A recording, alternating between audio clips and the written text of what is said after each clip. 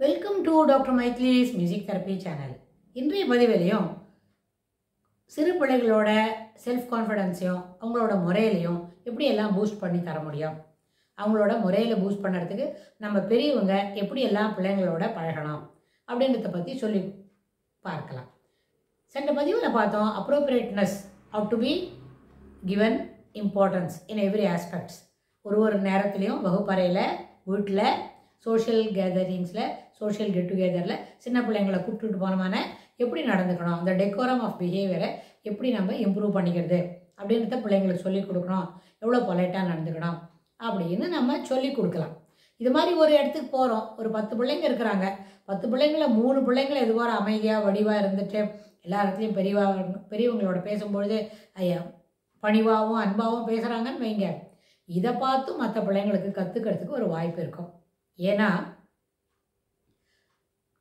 நம்ம ஏற்கனவே சொல்லியிருக்கிறோம், பிள்ளைங்கன்னு சொன்னாலே பார்த்து கற்றுக்கிற behaviour, learning by imitation, learning by observation, அது இருக்கிறதுனால observing the behaviour and adapt it அப்படின்ற மாதிரி இருக்குச்சு.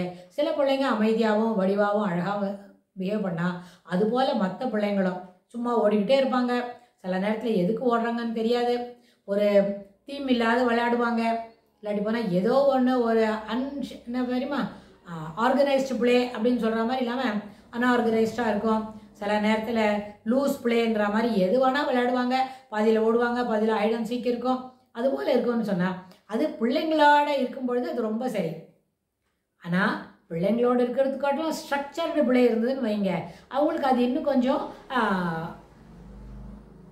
ஸ்ட்ரக்சர்டு பிஹேவியர் வரதுக்கு அது நல்ல வாய்ப்பாக அமையும். எப்போவுமே ஸ்ட்ரக்சர்டாக இருக்கணுமா, கொஞ்சம் கூட ஹே ஒயராக இருக்கக்கூடாதுன்னு நிச்சயமாக இருக்கலாம், எப்போவுமே ஹே ஒயராக கூட இருக்கலாம். ஆனால் ஸ்ட்ரக்சர்டு பேட்டர்ன் ஆஃப் ஒரு பிளே கூட இருக்குது, ஸ்ட்ரக்சர்டு பிஹேவியர் கூட இருக்குது அப்படின்னு தெரிஞ்சுக்கிட்டா where we are going from the normality, how we are away from the normal expected level அப்படிலாம் ஒன்று இருக்கும் இல்லையா, அதுலேருந்து நம்ம தாண்டி இருக்கிறோம். அப்போது நிறைய பசங்களுக்கு படிக்கிறதுக்கும் ஒரு ஸ்ட்ரக்சர்டு ஸ்டடி இருக்கணும். ஆமாம், இதை பற்றி நம்ம ஏற்கனவே நிறைய சொல்லியிருக்கிறோம். வகுப்பறையில் இருக்கணும்போது ஸ்ட்ரக்சர்டு ஸ்டடி பேட்டர்ன் வச்சுட்டா நிச்சயமாக நம்மளால் என்ன பண்ண முடியாது, தோக்கிறது அப்படின்ற வார்த்தையை நம்மக்கிட்டே இருந்து எடுத்துடலாம். எப்போவுமே ஜெயிப்பு தான், மேலும் மேலும் ஜெயிப்பு தான், வெற்றி வந்து மேலுக்கு மேலே வந்துக்கிட்டே இருக்கும். ஆனால் இந்த ஸ்ட்ரக்சர்டு பிஹேவியர் அடோலசன்ஸில் வரத்துக்கு நம்ம எந்த முயற்சியும் எடுக்கலைன்னு சொன்னால் அதுக்கப்புறம் அது ஸ்ட்ரக்சர்டு பிஹேவியராக வரத்துக்கு மினிமம் ஒரு 10 to 12 years மேலே ஆயிரும். ஏன்னா after that you should learn by அது ஒரு பனிஷ்மெண்ட்னாலேயோ எக்ஸ்பீரியன்ஸ்னாலேயோ தான் நம்ம அதை கற்றுக்க முடியும். எது ஸ்ட்ரக்சர் நம்மக்கிட்ட இல்லை, எந்த structure we are going behind, எந்த structure we are lagging behind, ரெண்டுத்தையும் தனித்தனியாக தெரிஞ்சுக்கிட்டு அதெல்லாம் நம்ம சரி பண்ணும்பொழுது அதுக்கு மினிமம் 10 to 12 years போல் ஆயிரும். ஒரு 15-16 வயசுக்குள்ளே ஸ்ட்ரக்சர்டாக நம்மளோட பிஹேவியரை வளர்த்துக்கலன்னு சொன்னால் அதுக்கப்புறம் அது நேரம் ஆகிறதுக்கு 27-28 வரைக்கும் ஆயிரும். இது நீங்கள் வந்து சாதாரண ரொம்ப படிச்சுட்டு வேலை செய்கிறதா இருந்தாலும் சரி, இல்லை 12வது வகுப்போடு நிறுத்திட்டு we are going for mechanical side, technical ஆஸ்பெக்ட்ஸில் நம்ம படிக்க போகிறோம், அதில் நம்ம வேலையை டெவலப் பண்ணிக்கிறோம்னு சொன்னால் கூட அதுக்கு கூட ஸ்ட்ரக்சர்டு பிஹேவியர் வேணும். அந்த ஸ்ட்ரக்சர்டு பிஹேவியர் எங்கேயும் மிஸ் ஆகுது அப்படின்னு சொன்னால் அது வந்து 27-28 வயசு வரைக்கும், அதாவது எர்லி அடல்ட்ஹுட் முடிகிற நேரம் இருக்கே அது வரைக்கும் நம்ம அதை பற்றி யோசித்துட்டு கரெக்ஷனில் இருந்துக்கிட்டே இருக்கும். அது கண்டினியூஸ் கரெக்ஷன் இருக்கும். ஏன்னா we haven't learnt, we haven observe that structured behaviour பற்றி தெரிஞ்சுக்காதனால அது இன்னும் ஒரு 10 வருஷம் ஆகும். ஏன்னா அப்போ சொல்லிக் கொடுக்குறதுக்கு யாரும் இருக்க மாட்டாங்க.